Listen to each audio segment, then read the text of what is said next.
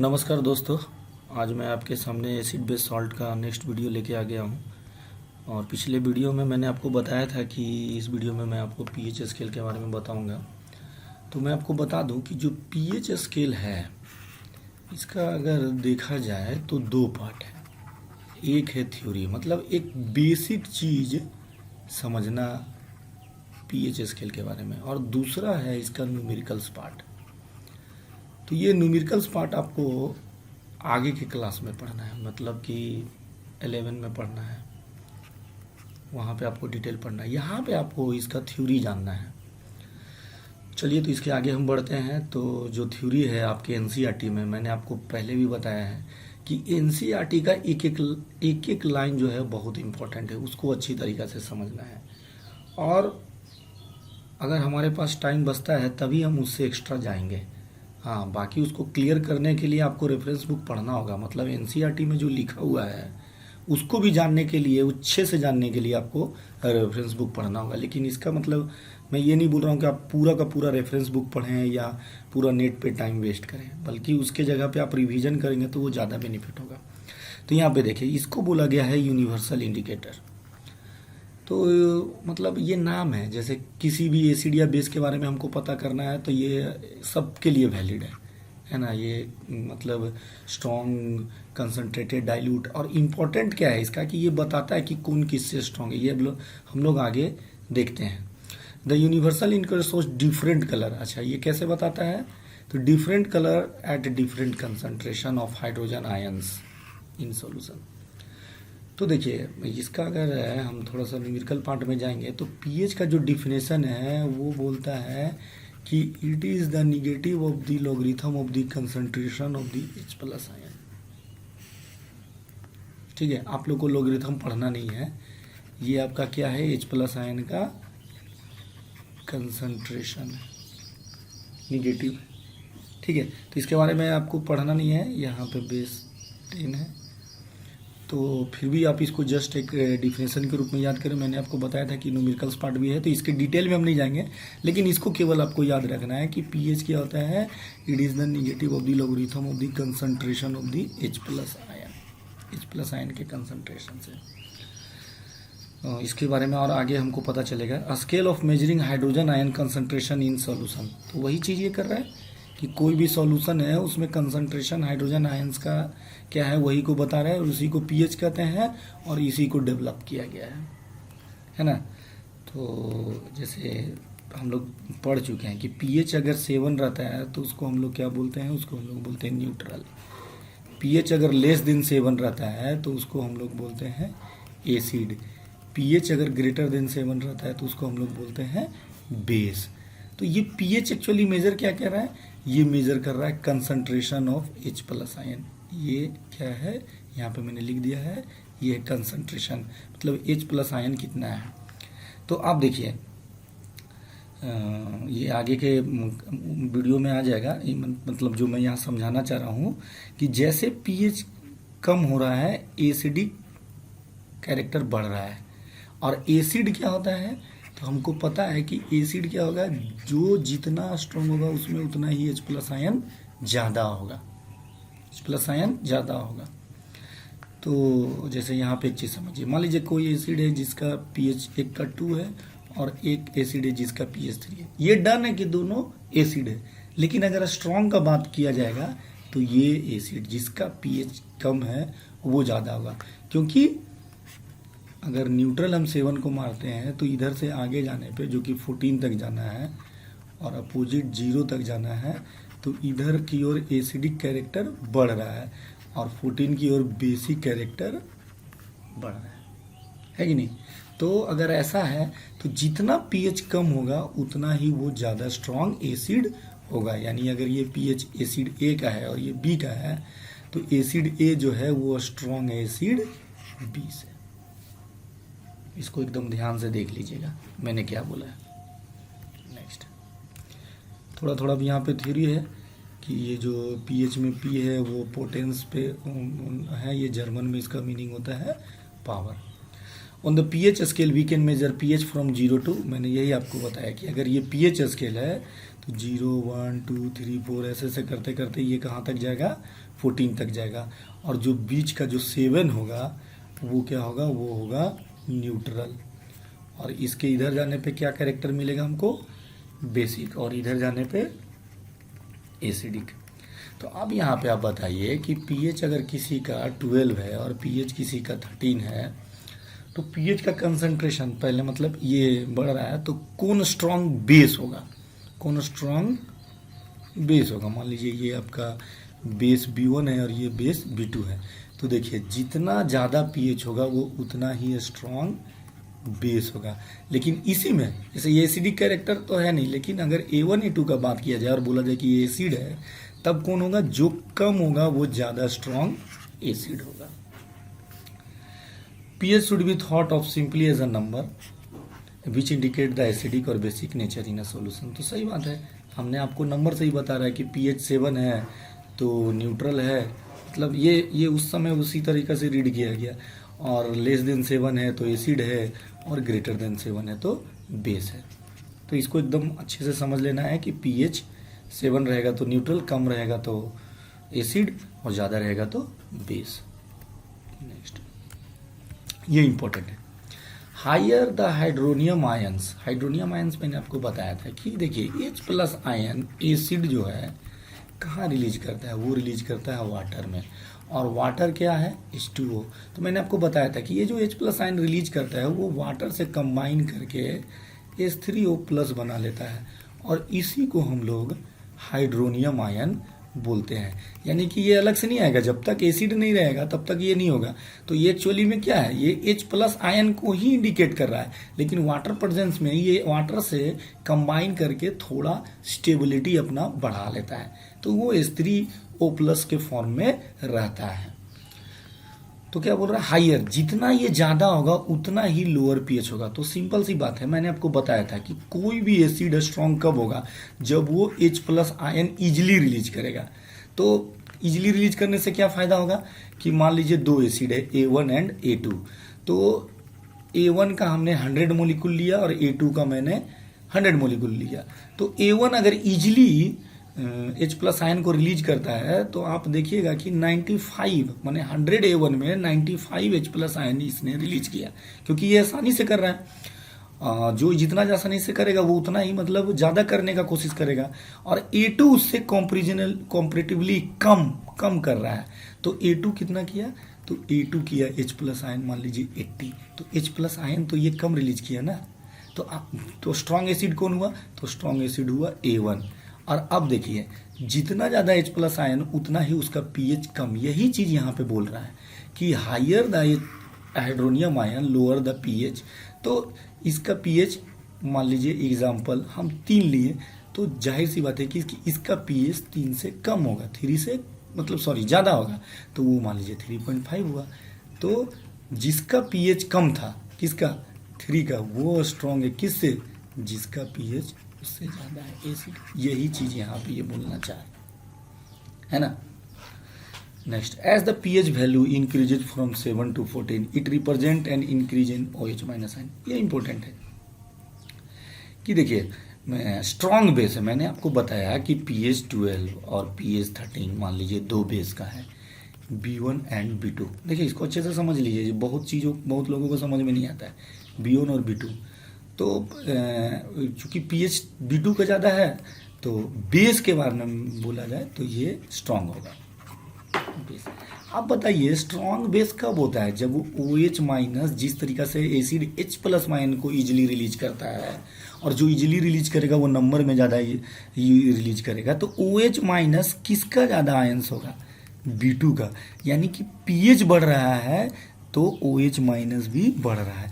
तो वही चीज़ यहाँ बोला जा रहा है कि जब 17 to 14 अप जाते हैं तो OH- आयन क्या करता है, इंक्रीज करता है in the concentration of solution, and that is increase the strength of alkali. Alkali मतलब बेस। क्लियर है, इसको आप दोबारा देख लीजिएगा तो आपको समझ में आ जाएगा कि मैंने आपको क्या बोला। नेक्स्ट, अब ये इम्पोर्टेंट है। देखिए मैंने आपको पहले भी बताया था कि एक्टिविटी अगर आप करिएगा तो आपका कंसेप्ट बहुत ज़्यादा क्लियर होगा। तो यहाँ पे आपको 10 एग्जाम्पल्स दिए गए हैं। सलाइवा माने जो मेरे मुंह से, हम लोगों के मुंह से जो खाना को पचाने के लिए इनिशियल फेज में जो लार निकलता है उसको सलाइवा बोलते हैं, हम लोग सब जानते हैं। तो before meal, after meal, lemon juice, colourless rated, मतलब ये है आपका, ये दिया हुआ है सॉल्यूशन। उसका बोला जा रहा है कलर ऑफ पीएच पेपर। तो मैंने आपको बताया था कि पीएच जो है ये अगर आप देखते हैं तो क्या लिखा हुआ है, different colour at different concentration, यानी कि ये कंसंट्रेशन अगर चेंज होगा तो कलर चेंज करेगा, यानी पीएच का एक अपना कलर होगा। तो उसके लिए सबसे पहले हमको क्या जानना होगा, पीएच और नेचर। तो नेचर तो हम लोग आराम से बता देंगे। तो देखिए पीएच, आप ऐसा नहीं है, इसका कोई कंसेप्ट नहीं है, माने कि आप एक बार इसको समझ लिए मैथ टाइप का तो ये आप सबका पीएच बता सकते हैं। इसके लिए आपको मतलब एक तरह से याद ही रखना होगा, यार आपको दे दिया गया होगा। तो मान लीजिए कि ये जो है, ये सलाइवा जो है, ये सब का मैंने पता किया नेट के ही थ्रू, तो मैं आपको दे देता हूँ कि इसका पीएच कितना है। तो सलाइवा बिफोर मील जो है 7.4 होता है, आफ्टर मील जो है इसका पीएच 5.8 होता है, मतलब रेंज में होता है। तो मैंने इसका एवरेज निकाल के लिखा है। लेमन जूस का पीएच जो होता है वो 2.2 होता है। कलरलेस एरेटेड ड्रिंक जो होता है उसका पीएच 6 होता है। कैरेट जूस का पीएच जो होता है वो 5.6 होता है। कॉफ़ी का जो पीएच होता है वो 5 होता है। देखिए हम लोग कॉफ़ी बहुत पीते हैं, है ना, ऐसे, तो उसका पीएच कितना है, 5.6 है। मैं इसको थोड़ा सा इंडिकेट कर देता हूँ। टोमेटो जूस, तो टोमेटो जूस का जो पीएच होता है वो होता है 4। टैप वाटर, जो मतलब हम लोग ड्रिंकिंग वाटर करते हैं तो नेचुरली उसको मतलब सेवन मिलता है, लेकिन कुछ ना कुछ एसिडिक कैरेक्टर उसमें रहता है, तो 6.5 हुआ। एनओएच का, हाँ यहाँ पे ये इसका क्या खासियत है, मतलब केवल आप एनओएच नहीं लिख सकते हैं, ये कंसंट्रेशन इंपॉर्टेंट है, मैं इसको बताऊंगा। 1 MHCl का पीएच होता है 0। ठीक है, अब ये पीएच दे दिए तो हम कलर कैसे जानेंगे, तब मैं आपको नेक्स्ट वीडियो में पहले बता देता हूं कि ये आपका है पीएच स्केल। 0 से लेकर 14 तक मार्किंग देख रहे हैं आप, और मैंने आपको यहां बता दिया कि किस पीएच वैल्यू पे इसका क्या कलर होगा। यानी कि आपको याद होगा कि मैंने आपको बताया था कि कॉफ़ी जो है वो 5 है, तो वो किस कलर का होगा, येलो। किस कलर का होगा, येलो, यानी यहाँ पे ये 5 है तो कॉफ़ी का कलर क्या होगा, येलो। आप ये इमेजिन मत कीजिए कि मैं तो कॉफ़ी पी रहा हूँ तो येलो कलर का नहीं होता है, ये वैसे नहीं देखना है। आपने कॉफ़ी को लिया और कॉफ़ी को फिर आप किस पे ड्रॉप करेंगे, जिस तरीके से लिटमस पेपर पर ड्रॉप करते थे उसी तरीका से ये पीएच स्केल का पेपर है उस पे आप ड्रॉप कीजिएगा, तब जो है वो पीएच 7 होने पे वो कौन सा कलर शो करेगा, वो शो करेगा येलो। तो मेरे ख्याल से आप समझ गए कि मैं आपको क्या बताना चाह रहा हूँ। अब जैसे आपने देखा कि 1 MnOH का मैंने आपको बताया कि pH 14 है, तो वो कौन सा कलर शो करेगा, पर्पल। और HCl जो है 1 MHCl जो है उसका मैंने आपको बताया pH 0, तो वो कौन कलर शो करेगा, रेड। और ये एग्जाम्पल मैं आपको एक दे दिया हूँ जो जनरली हम लोग जानते हैं, जो यूज करते हैं। यानी कि बहुत एसिडिक होता है बैटरी का जो एसिड होता है, जो उसमें डाला हुआ रहता है, वो मतलब बोल सकते हैं कि बहुत स्ट्रॉन्ग एसिड है, क्योंकि पीएच अगर उसका 0 है तो आप समझिए कि जितना पीएच कम उतना स्ट्रॉन्ग एसिड। अब स्टोमिक एसिड जो हमारे पेट के अंदर निकलता है वो भी बहुत एसिड होता है, लेकिन ये लिमिट वे में निकलता है, ये उतना ही निकलता है जिससे कि हमारा खाना जो है पच जाए। ऑरेंज जो हम लोग पीते हैं, मतलब सॉरी जो विनेगर, ये भी बहुत मतलब इसको हम लोग हल्का फुल्का खा लेते हैं, वो आपका एसिडिक होता है। ऑरेंज जूस, टोमेटो भी एसिडिक होता है ना। ब्लैक कॉफ़ी, यूरिन जो हम लोग टॉयलेट करते हैं, वाटर पानी जो पीते हैं, तो मतलब ये क्या है, एसिडिक है। हाँ, लेकिन इसका कलर जो है ना, आप एकदम ध्यान रखिएगा कि ये कलर किस पे बोला जा रहा है, ये कलर बोला जा रहा है पीएच स्केल पे। यानी पीएच स्केल पे आप पानी अगर डालिएगा तो वो कौन सा कलर शो करेगा, ग्रीन। कौन सा कलर शो करेगा, ग्रीन। और ग्रीन शो करेगा तो आप बता दीजिएगा कि उसका पीएच 7 है। तो सिमिलरली इसी तरीका से सारा का है। तो मेरे ख्याल से अगर मैंने आपको पीएच बता दिया तो आप पीएच तो फिर कर ही लीजिएगा। जैसे अभी मैंने इसका बताया था कि ये होगा पर्पल कलर, ये 0 है तो इसका क्या हो जाएगा पीएच, सॉरी कलर क्या हो जाएगा इसका, रेड। इसका कलर क्या हो जाएगा, रेड। तो ये आपको देख लेना है, मैंने आपको पीएच बता दिया, ये आप स्केल देख के इसको कलर को आसानी से जान लीजिए। जहाँ तक नेचर का बात है तो नेचर आराम से कर सकते हैं। ये 7 से ज़्यादा है तो ये बेस है, 7 से कम है तो एसिड है, एसिड है, एसिड है, एसिड है, एसिड है, एसिड है, एसिड है, ये बेस और ये भी एसिड। तो मेरे ख्याल से ये एक्टिविटी आप समझ गए। तो यहाँ पे आपने देखा, क्या देखा कि ये जो पीएच स्केल है वो इसी प्रकार से रहता है और डिफरेंट उसमें डिफरेंट कलर शो करता है। आपकी बुक में भी इसका दिया हुआ है 0 से लेके 14 तक, और उसको आप देखिएगा, बीच में लेमन जूस या इस तरह का कुछ कुछ एग्जाम्पल देकर ये बताया गया है। अच्छा, एक चीज़ मैंने आपको यहाँ पे बताया कि ये कंसंट्रेशन क्यों इम्पोर्टेंट है, तो इसके लिए थोड़ा सा समझना होगा। मैंने आपको बताया था कि pH is, what is pH, negative of the logarithm of the concentration of the H plus ion. तो यहाँ पे देखिए आप, concentration of the H plus ion जो है वो कितना है, ये 1m सॉल्यूशन है, सॉरी देखिए ये नीचे नहीं, यहाँ पे मैं समझा देता हूँ, इसको आप देख लीजिए। H प्लस आयन टूटेगा वाटर में तो H प्लस NCl माइनस, तो ये 1m है। ये इतना आपको नहीं समझ में आएगा, लेकिन फिर भी मैं आपको बताने का कोशिश कर रहा हूँ कि यहाँ 1m है तो ये भी, इसका भी कंसंट्रेशन कितना होगा, 1 होगा। अगर ये 2 रहता तो 1 से कितना निकलता, 2, लेकिन 1 है तो 1 ही रहेगा। तो जैसे ही आप यहाँ पे निगेटिव इसका वैल्यू, कंसंट्रेशन का वैल्यू 1 दीजिएगा तो किसी का भी लॉग का वैल्यू 1 का वैल्यू होता है 0, किसी भी लॉग 1 का वैल्यू होता है 0। तो देखिए यहाँ पीएच कंसंट्रेशन कितना आ गया, 0। सिमिलरली OH का अगर आप बात करें, आप NaOH का, तो हाँ, sodium plus and OH minus है, तो यहाँ इसका कंसंट्रेशन कितना हो गया, सॉरी OH का कंसंट्रेशन कितना हो गया, 1। तो जिस तरीका से पीएच का डिफिनेशन होता है उसी तरीका से POH होता है, negative of the logarithm of the OH। तो यहाँ 1 लिखेंगे तो OH का कंसंट्रेशन कितना हो गया, 0। और अगर वही हमको थोड़ा न्यूमेरिकल आपको बताना रहता तो मैं आपको बताता कि पीएच प्लस POH जो होता है वो होता है 14। POH यहाँ पे कितना आ गया, 0। किसके लिए हम बात कर रहे हैं, इसके लिए, और ये 14, तो पीएच कितना हो जाएगा उसका, 14। तो इसीलिए यहाँ कंसंट्रेशन इंपॉर्टेंट है, कंसंट्रेशन चेंज होगा तो हाँ, यहाँ पे इसमें क्या है कि ये इसका फिक्स है, लेकिन NOH के लिए हमको या HCl के लिए हमको जो प्योर मतलब बेस है और जो एसिड है तो वो हमको बताना होगा उसका कंसंट्रेशन, क्योंकि आपको पता है कि जैसे ही आप कंसंट्रेशन बढ़ाइएगा तो जो इसे हम डाइल्यूट और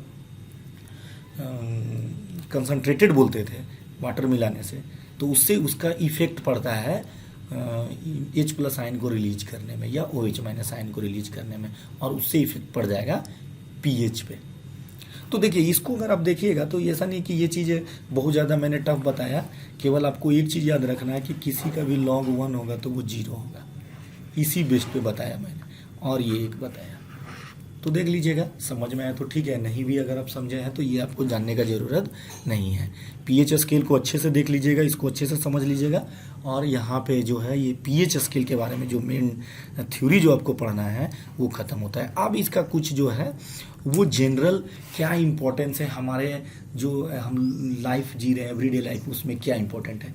तो पूछा जा रहा है are plants and animals pH sensitive. देखिए एकदम ये एनसीईआरटी का ही मैंने दिया, लेकिन मैं इसको समझाऊंगा, ये आपको समझना जरूरी है। तो हमारा जो बॉडी है उसका पीएच रेंज है 7 to 7.8। मैंने आपको पहले भी बताया था कि ये रेंज में दिया रहता है, उसका एवरेज निकाल के अगर एग्जैक्ट बताना रहेगा तो आप बताएंगे 7.4। कोई भी लिविंग ऑर्गेनिज्म, चाहे वो मतलब कोई भी जो जिंदा है ना, जो सांस ले रहा है, उसका जो रेंज है पीएच का, सर्वाइवल का, वो बहुत ज़्यादा नहीं है, वो नैरो है। देखिए 7 to 0.8 है, दैट मीन्स रेंज हमारा कितना है 0.8 का, जबकि पीएच कहाँ से कहाँ तक है 0 से 14 तक, तो उसके कंपैरिजन में ये कुछ नहीं है। तो वही ये बताया जा रहा है कि मतलब उसका रेंज जो है वो बहुत ही कम है। When pH rain water is less than 5.6 it is called acid rain. ये इंपॉर्टेंट है, व्हाट इज एसिड रेन, है ना। तो देखिए आपको मैं बता देता हूँ कि जो भी मतलब फॉसिल्स फ्यूल का हम लोग यूज कर रहे हैं, तो किसके लिए यूज कर रहे हैं हम लोग फॉसिल्स फ्यूल का, पावर का।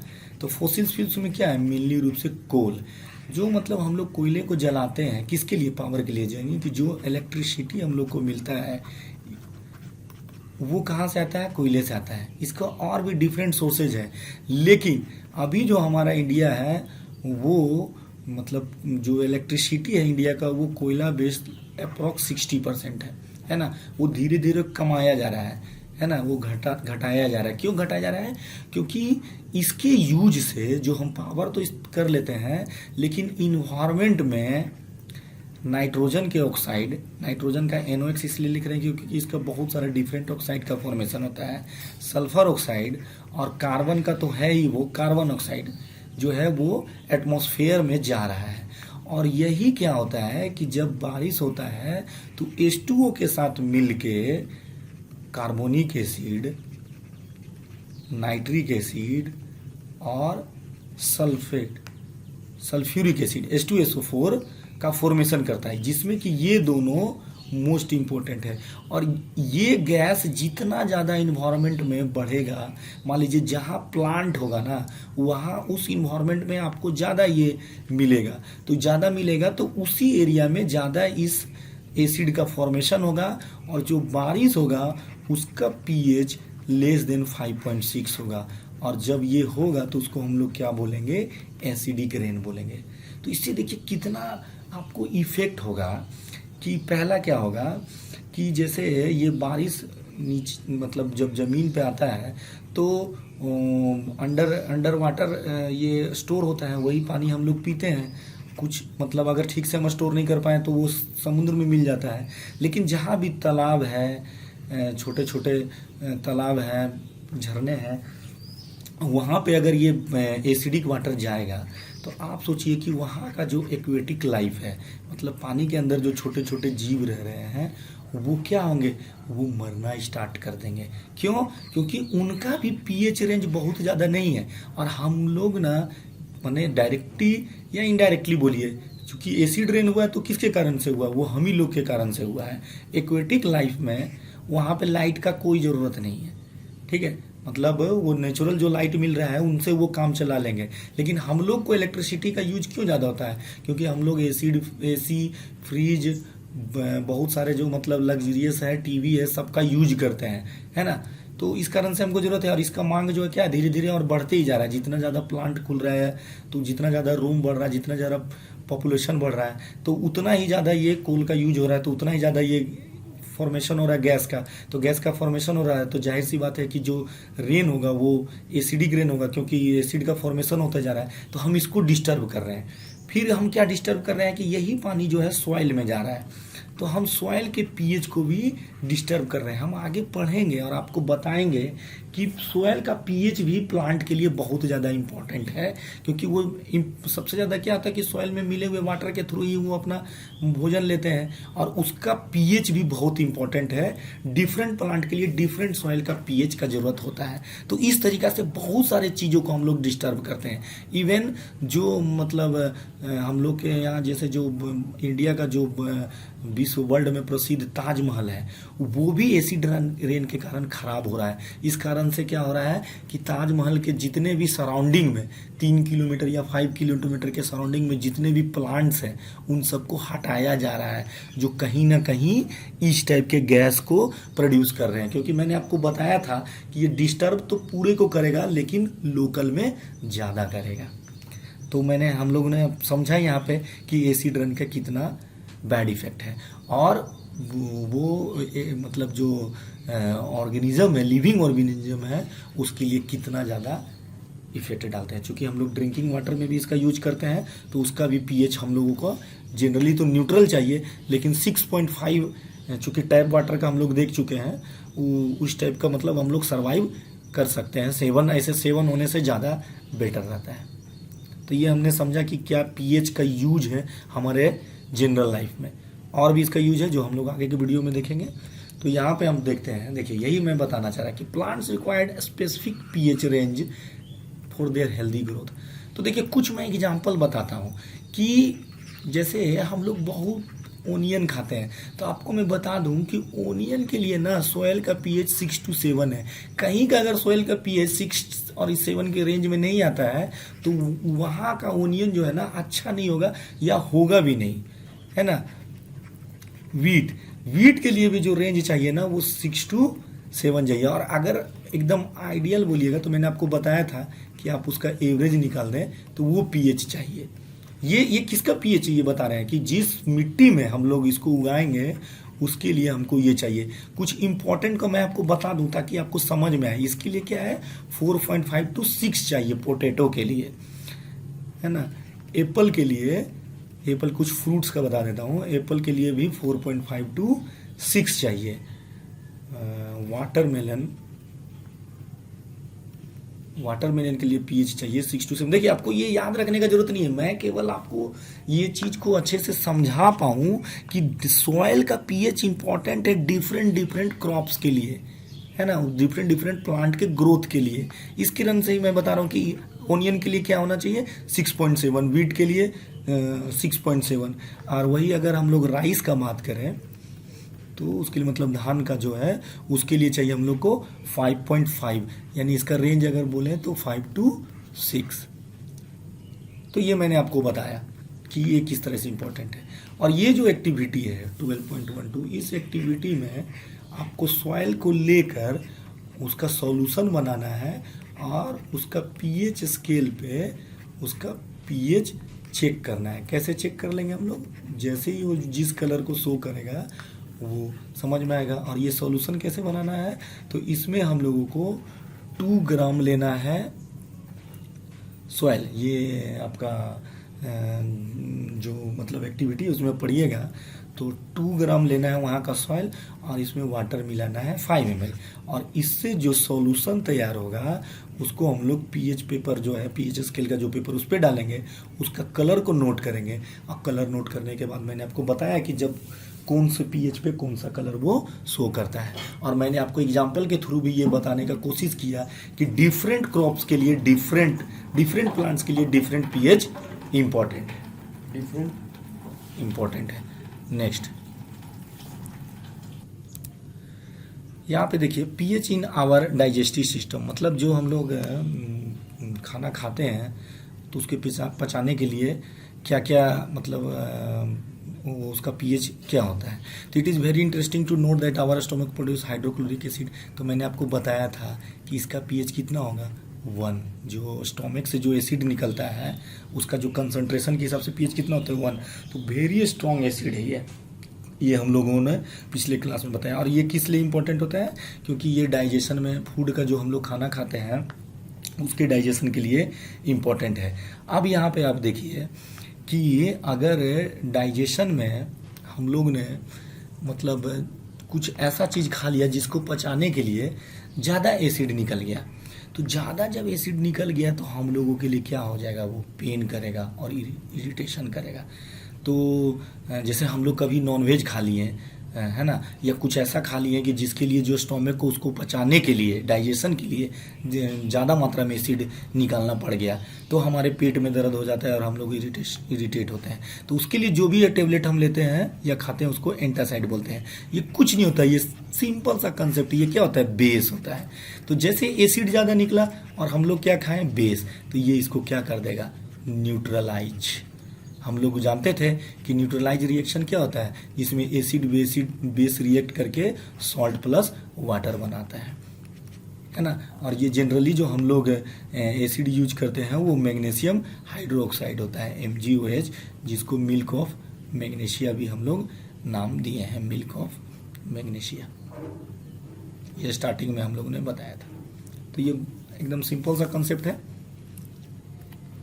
नेक्स्ट अब देखिए pH change as the cause of the tooth decay. ये बहुत इंपॉर्टेंट है क्योंकि हमारे लिए हमारा टूथ कितना इम्पोर्टेंट है ये हम लोग सब जानते हैं। और आपको बता दें कि हमारा जो दांत है, जो टूथ है, वो कैल्शियम फॉस्फेट से बना हुआ है, CA3PO4 होल ट्वाइस। कैल्शियम का हम लोग जानते हैं वैलेंसी +2 होता है एंड PO4 का कितना होता है -3, इसलिए ये फार्मूला ये। और ये जो कैल्शियम फॉस्फेट है ये वाटर में मतलब घुल नहीं सकता है ना। लेकिन अगर इस pH अगर इसका कमेगा तो वो क्या होगा, कोरोडेड होगा, मतलब जो होता है ना घिस जाता है। जैसे दांत का टूटना वो अलग मैटर है। दांत जैसे क्या होता है कि हमारे मसूड़ों के साथ अंदर तक वो जड़ पकड़ के रहता है, ठीक है, वो अलग मैटर है। लेकिन मतलब वो निकल गया। लेकिन जैसे कि ये जो कोरोडेड होता है मतलब वो घिस गया, सड़ गया, ये सब चीज़ें जो हो गया, सड़ जाने का तो अलग मैटर है। लेकिन वो इतना स्ट्रॉन्ग है कि वो हमारे बॉडी के किसी भी सब्सटेंस से सबसे हार्डेस्ट है। यानी कि अगर हम लोगों से एक तरह से जीके का भी क्वेश्चन हो गया, ये पूछा जाए कि हमारे बॉडी में सबसे स्ट्रॉन्ग क्या है, तो वो है दांत। और वो किस चीज़ का बना हुआ है, तो वो बना हुआ है कैल्शियम फॉस्फेट का। और हमारे माउथ का जो pH है वो क्या है, एसिडिक ही मेनली रूप से रहता है। लेकिन उसका रेंज मान लीजिए 7 to 6 तक रहता है। और जैसे ही वो 5.5 से नीचे जाना स्टार्ट होता है तब वो हमारा दांत जो है क्या होता है, कोरोडेड होना स्टार्ट हो जाता है। और ये कैसे एसिडिक कम होता है, तो जब हम खाना खाते हैं तो खाना खाने के बाद जो दांत में कुछ बच जाता है या फंस जाता है, कितना भी आप अच्छे से खाइएगा तो वो चीज़ होगा। तो क्या होता है कि हमारे मुंह के अंदर बैक्टीरिया होता है और वही एसिड प्रोड्यूस करता है ना, वही एसिड प्रोड्यूस। और उसी के कारण क्या होता है कि हमारे मुंह का एसिड pH वैल्यू जो है 5.5 से कम जाता है। तो इसको ठीक करने के लिए हम लोग क्या यूज करते हैं, टूथपेस्ट क्या होता है, क्या करता है, वो मिली रूप से टूथपेस्ट आपका किस कैरेक्टर का होता है, बेसिक कैरेक्टर का होता है। और वो बेसिक कैरेक्टर होने से क्या होता है कि जो एसिड एक्स्ट्रा है, जो एक्सेस एसिड है, उसको क्या कर देता है, वो न्यूट्रलाइज कर देता है। ऐसी अलग बात है कि आप पढ़िएगा तो इसका मेन कंपाउंड आपका फ्लोराइड होता है, आप जो भी टूथपेस्ट का। लेकिन अगर उसका pH वैल्यू बोला जाए तो वो बेसिक कैरेक्टर का होना चाहिए। किसके लिए, वो न्यूट्रल। इसलिए खाना खाने के बाद बोला जाता है कि ब्रश कर लेना चाहिए। ब्रश कर लेने से क्या होता है कि जो भी ये फंसे हुए हैं वो तो निकल ही जाते हैं, और जो भी एसिड जो एक्स्ट्रा हमारे मुंह में गया है इसके कारण, तो वो क्या हो जाएगा, वो आपका कम जाएगा। क्योंकि देखिए कैसे एसिड हो जाता है, तो इसलिए एक्टिविटी इंपॉर्टेंट था। जो हमारा लार है वो बिफोर मील 7.4 है, लेकिन जैसे ही आफ्टर मील है वो 5.8 होता है। यानी कि क्या हुआ, उसका pH डाउन चला गया, उसका pH क्या हो गया, डाउन चला गया। तो उसी को मेंटेन करने के लिए हम लोगों को ब्रश कर लेना चाहिए हमेशा खाने के बाद। और अगर उतना मेंटेन नहीं कर पाते हैं तो एटलीस्ट नाइट में तो जरूर ही दोबारा ब्रश करना चाहिए, ठीक है। नेक्स्ट है, ये नेचुरल एग्जाम्पल है कि हम लोगों को हो सके कभी ना कभी ज़रूर जो मधुमक्खी को छोड़ दीजिए, कम से एटलीस्ट वो जो हड्डा बोलते हैं, जिसको बिरनी बोलते हैं, वो ज़रूर काटता है। तो वो एक्चुअली क्या करता है कि जब वो स्टिंग करता है तो उसमें माइल्ड क्या रहता है, एसिड रहता है। माइल्ड क्या रहता है, एसिड रहता है। और वो कौन सा एसिड रहता है, तो वो एसिड होता है मेथनोइक एसिड। तो इस कारण से जैसे ही वो काटता है, अगर हम उसमें बेकिंग सोडा मिला देते हैं तो हमको रिलीफ मिल जाता है। क्यों, क्योंकि ये बेस है, ये क्या है, बेस है, ये उसको क्या करेगा, न्यूट्रलाइज कर देगा। उसी तरीका से नेचुरल आप देखिएगा कि एक नेटल लीव्स होता है जो जंगल में मिलता है, उसके पत्ती से अगर आप टच करते हैं या रगड़ा जाते हैं तो वो आपको बर्निंग पेन देगा। क्यों देता है, क्योंकि वहाँ भी मेथनोइक एसिड ही मिलता है।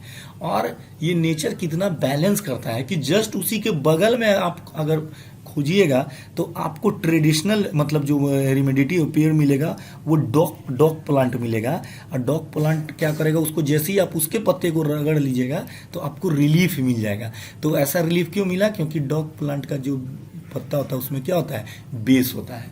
तो एसिड है इससे मिला, नेटल लीफ से, और बेस हमको किससे मिला, डॉग प्लांट से। और इसके कारण से हमको क्या मिल जाता है, रिलीफ मिल जाता है। तो ये सिंपल है, डायरेक्ट है, जहाँ पे ज़्यादा डिटेल समझाने का था मैंने समझाया, यहाँ पे सिंपल हमको बताने इसलिए मैंने यहाँ सिंपल बताया। यहाँ पे कुछ नेचुरल रिसोर्स है, इसको आप ज़रूर याद कर लें। यहाँ पे देखिए वही एंट स्टिंग और नेटल स्टिंग में जो क्या है मेथनोइक एसिड है, बाकी जो एसिड है उसको 8 ही है, आप इसको ज़रूर याद कर लें, ये आपके लिए ठीक रहेगा। तो यहाँ पे ये वीडियो ख़त्म होता है। नेक्स्ट वीडियो में चूँकि मैं इसी वीडियो में मैंने बोला था कि बताऊंगा, लेकिन चूँकि ज़्यादा बड़ा वीडियो बन जाएगा इसलिए मैं इसको नहीं बता पाया क्वेश्चंस को, तो मैं यहीं से कल स्टार्ट करूंगा। नेक्स्ट वीडियो में क्वेश्चंस बताऊंगा, फैमिली ऑफ सॉल्ट्स बताऊंगा, पीएच ऑफ सॉल्ट्स बताऊंगा और chemicals from the common salt बताऊंगा। तो ये टॉपिक मैं कवर करूंगा नेक्स्ट वीडियो में, और उसके बाद जो नेक्स्ट वीडियो होगा उसमें जो बचा हुआ सॉल्ट रहेगा वो लगभग ख़त्म हो जाएगा। तो 2 वीडियो और मुझे लगेंगे इसका थ्योरी ख़त्म करने में, और फिर एक वीडियो में मैं 1 या 2 वीडियो में इसके जो प्रॉब्लम्स है बुक के वो और कुछ एक्स्ट्रा प्रॉब्लम्स मैं डिस्कस करूँगा। धन्यवाद।